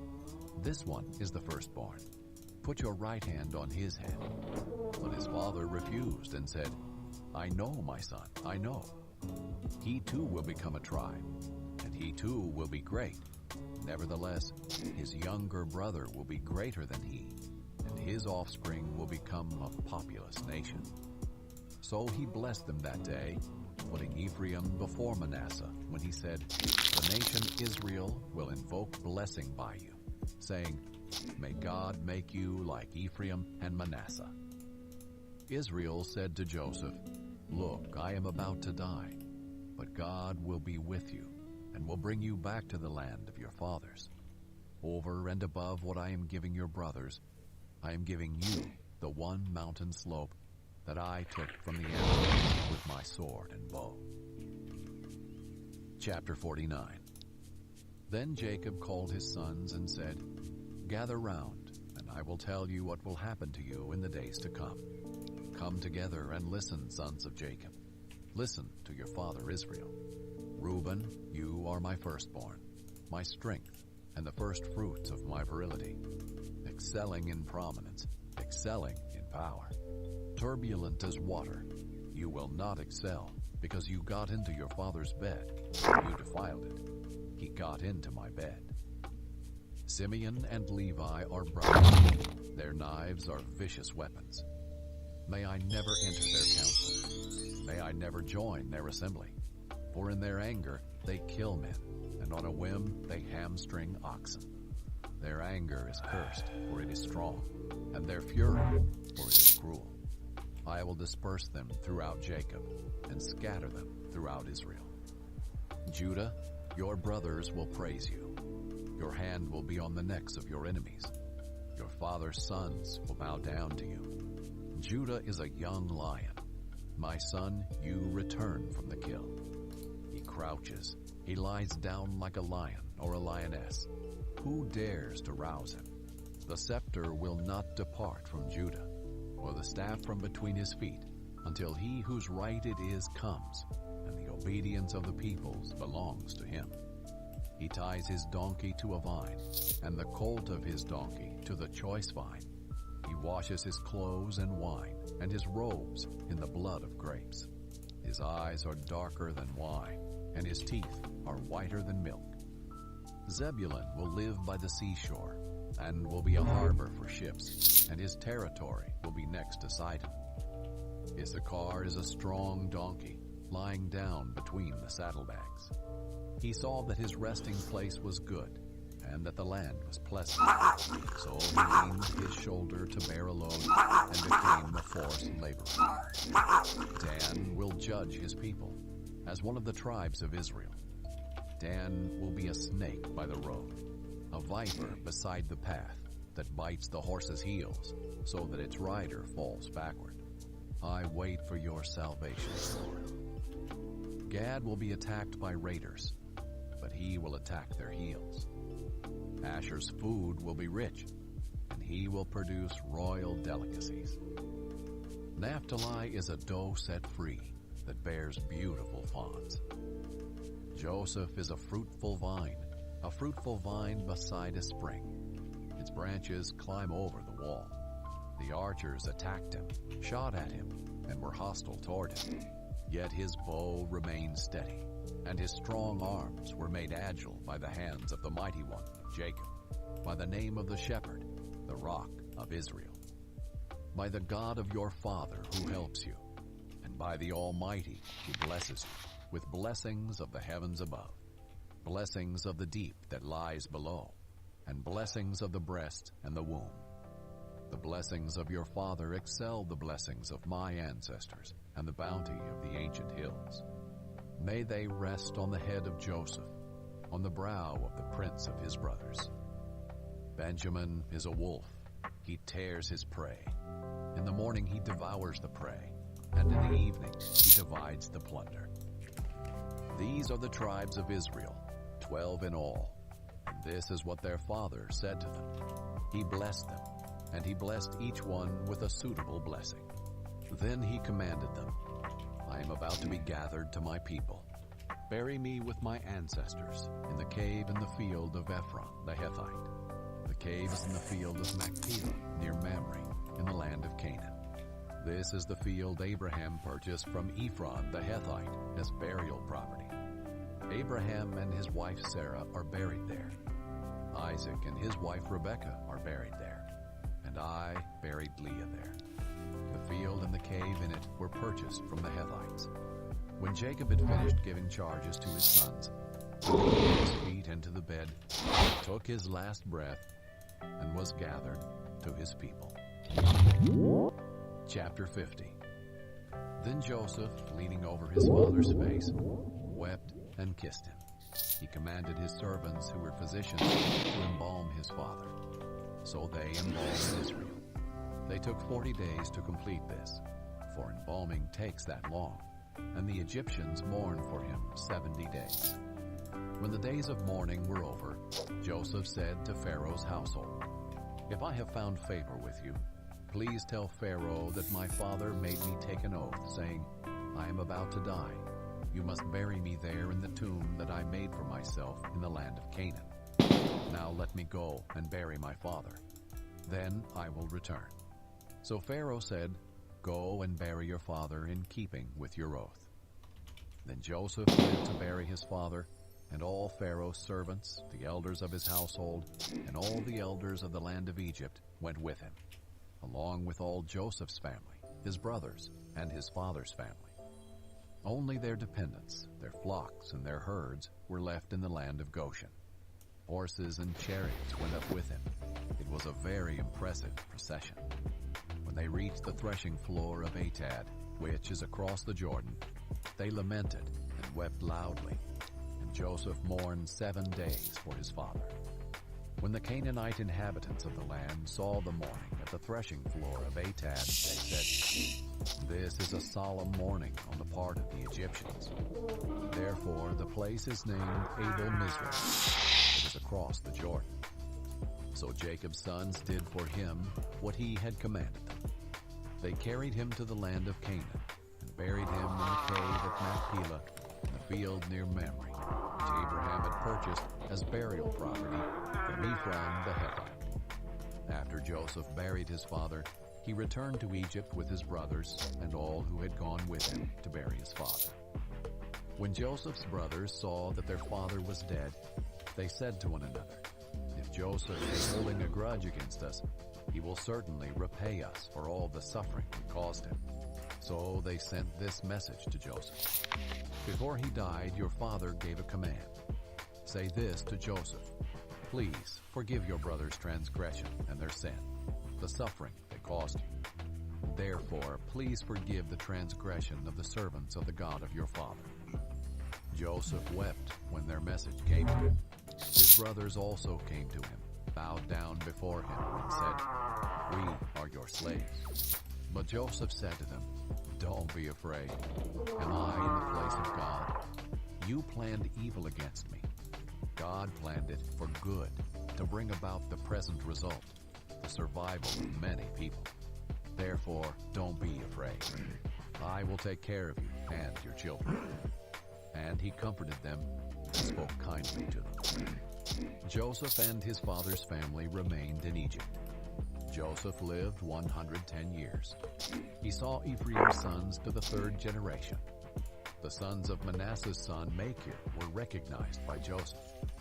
Joseph said to his brothers, 'I am about to die, but God will certainly come to your aid and bring you up from this land to the land he swore to give to Abraham, Isaac, and Jacob.' So Joseph made the sons of Israel take an oath. 'When God comes to your aid, you are to carry my bones up from here.' Joseph died at the age of 110. They embalmed him and placed him in a coffin in Egypt.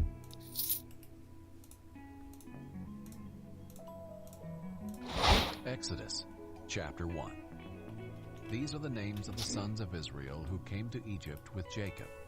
Each came with his family: Reuben, Simeon, Levi, and Judah, Issachar, Zebulun, and Benjamin, Dan and Naphtali, Gad and Asher. The total number of Jacob's descendants was 70.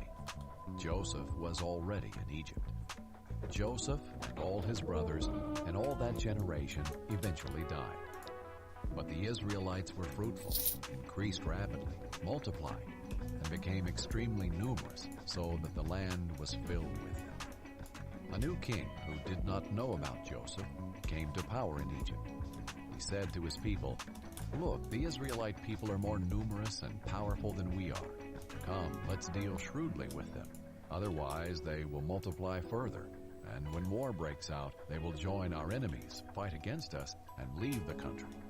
So the Egyptians assigned taskmasters over the Israelites to oppress them with forced labor. They built Pithom and Ramesses as supply cities for Pharaoh. But the more they oppressed them, the more they multiplied and spread, so that the Egyptians came to dread the Israelites. They worked the Israelites ruthlessly and made their lives bitter with difficult labor in brick and mortar and in all kinds of field work. They ruthlessly imposed all this work on them. The king of Egypt said to the Hebrew midwives, the first whose name was Shiphrah, and the second whose name was Puah, "When you help the Hebrew women give birth, observe them as they deliver. If the child is a son, kill him, but if it's a daughter, she may live." The midwives, however, feared God and did not do as the king of Egypt had told them. They let the boys live. So the king of Egypt summoned the midwives and asked them, "Why have you done this and let the boys live?" The midwives said to Pharaoh, "The Hebrew women are not like the Egyptian women, but they are vigorous and give birth before the midwife can get to them." So God was good to the midwives, and the people multiplied and became very numerous. Since the midwives feared God, he gave them families. Pharaoh then commanded all his people, "You must throw every son born to the Hebrews into the Nile, but let every daughter live." Chapter 2. Now a man from the family of Levi married a Levite woman. The woman became pregnant and gave birth to a son. When she saw that he was beautiful, she hid him for 3 months. But when she could no longer hide him, she got a papyrus basket for him, and coated it with asphalt and pitch. She placed the child in it and set it among the reeds by the bank of the Nile. Then his sister stood at a distance in order to see what would happen to it. Pharaoh's daughter went down to bathe at the Nile while her servant girls walked along the riverbank. She saw the basket among the reeds, sent her slave girl, took it, opened it, and saw him, the child. And there he was, a little boy, crying. She felt sorry for him and said, "This is one of the Hebrew boys." Then his sister said to Pharaoh's daughter, "Should I go and call the Hebrew woman who is nursing to nurse the boy for you?" "Go," Pharaoh's daughter told her. So the girl went and called the boy's mother. Then Pharaoh's daughter said to her, "Take this child and nurse him for me, and I will pay your wages." So the woman took the boy and nursed him. When the child grew older, she brought him to Pharaoh's daughter, and he became her son.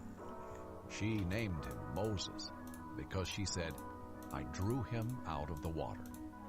Years later, after Moses had grown up, he went out to his own people and observed their forced labor. He saw an Egyptian striking a Hebrew, one of his people. Looking all around and seeing no one, he struck the Egyptian dead and hid him in the sand. The next day he went out and saw 2 Hebrews fighting. He asked the one in the wrong, "Why are you attacking your neighbor?" "Who made you a commander and judge over us?" the man replied. "Are you planning to kill me as you killed the Egyptian?" Then Moses became afraid and thought, "What I did is certainly known."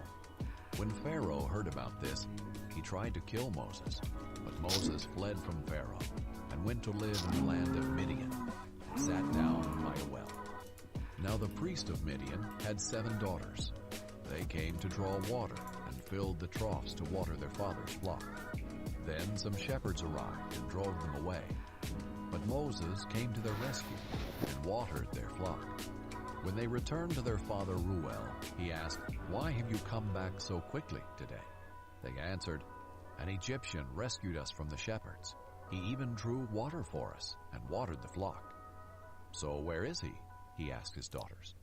"Why then did you leave the man behind? Invite him to eat dinner."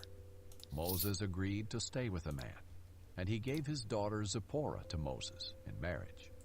She gave birth to a son, whom he named Gershom, for he said, "I have been a resident alien in a foreign land." After a long time, the king of Egypt died. The Israelites groaned because of their difficult labor, and they cried out, and their cry for help because of the difficult labor ascended to God. God heard their groaning, and God remembered his covenant with Abraham, with Isaac, and with Jacob. God saw the Israelites, and God knew. Chapter 3. Meanwhile, Moses was shepherding the flock of his father-in-law Jethro, the priest of Midian. He led the flock to the far side of the wilderness and came to Horeb, the mountain of God. Then the angel of the Lord appeared to him in a flame of fire within a bush. As Moses looked, he saw that the bush was on fire, but was not consumed. So Moses thought, "I must go over and look at this remarkable sight. Why isn't the bush burning up?" When the Lord saw that he had gone over to look, God called out to him from the bush, "Moses, Moses." "Here I am," he answered. "Do not come closer," he said. "Remove the sandals from your feet, for the place where you are standing is holy ground." Then he continued, "I am the God of your father, the God of Abraham, the God of Isaac, and the God of Jacob." Moses hid his face because he was afraid to look at God. Then the Lord said, "I have observed the misery of my people in Egypt, and have heard them crying out because of their oppressors. I know about their sufferings, and I have come down to rescue them from the power of the Egyptians, and to bring them from that land to a good and spacious land, a land flowing with milk and honey, the territory of the Canaanites, Hittites, Amorites, Perizzites, Hivites, and Jebusites. So because the Israelites' cry for help has come to me, and I have also seen the way the Egyptians are oppressing them, therefore go. I am sending you to Pharaoh, so that you may lead my people, the Israelites, out of Egypt." But Moses asked God, "Who am I that I should go to Pharaoh, and that I should bring the Israelites out of Egypt?" He answered, "I will certainly be with you, and this will be the sign to you that I am the one who sent you. When you bring the people out of Egypt, you will all worship God at this mountain." Then Moses asked God, "If I go to the Israelites and say to them, 'The God of your ancestors has sent me to you,' and they ask me, 'What is his name?' what should I tell them?" God replied to Moses, "I am who I am. This is what you are to say to the Israelites. 'I am has sent me to you.'" God also said to Moses, "Say this to the Israelites, 'The Lord, the God of your ancestors, the God of Abraham, the God of Isaac, and the God of Jacob, has sent me to you. This is my name forever. This is how I am to be remembered in every generation. Go and assemble the elders of Israel and say to them, 'The Lord, the God of your ancestors, the God of Abraham, Isaac, and Jacob, has appeared to me and said, I have paid close attention to you and to what has been done to you in Egypt, and I have promised you that I will bring you up from the misery of Egypt to the land of the Canaanites, Hittites, Amorites, Perizzites, Hivites, and Jebusites, a land flowing with milk and honey. They will listen to what you say. Then you, along with the elders of Israel, must go to the king of Egypt and say to him, 'The Lord, the God of the Hebrews, has met with us. Now please, let us go on a 3-day trip into the wilderness, so that we may sacrifice to the Lord our God.' However, I know that the king of Egypt will not allow you to go, even under force from a strong hand. But when I stretch out my hand and strike Egypt with all my miracles that I will perform in it, after that he will let you go. And I will give these people such favor with the Egyptians that when you go, you will not go empty-handed. Each woman will ask her neighbor and any woman staying in her house for silver and gold jewelry and clothing, and you will put them on your sons and daughters. So you will plunder the Egyptians. Chapter 4. Moses answered, "What if they won't believe me and will not obey me, but say, 'The Lord did not appear to you'?" The Lord asked him, "What is that in your hand?" "A staff," he replied. "Throw it on the ground," he said. So Moses threw it on the ground. It became a snake, and he ran from it. The Lord told Moses, "Stretch out your hand and grab it by the tail." So he stretched out his hand and caught it, and it became a staff in his hand. "This will take place," he continued, "so that they will believe that the Lord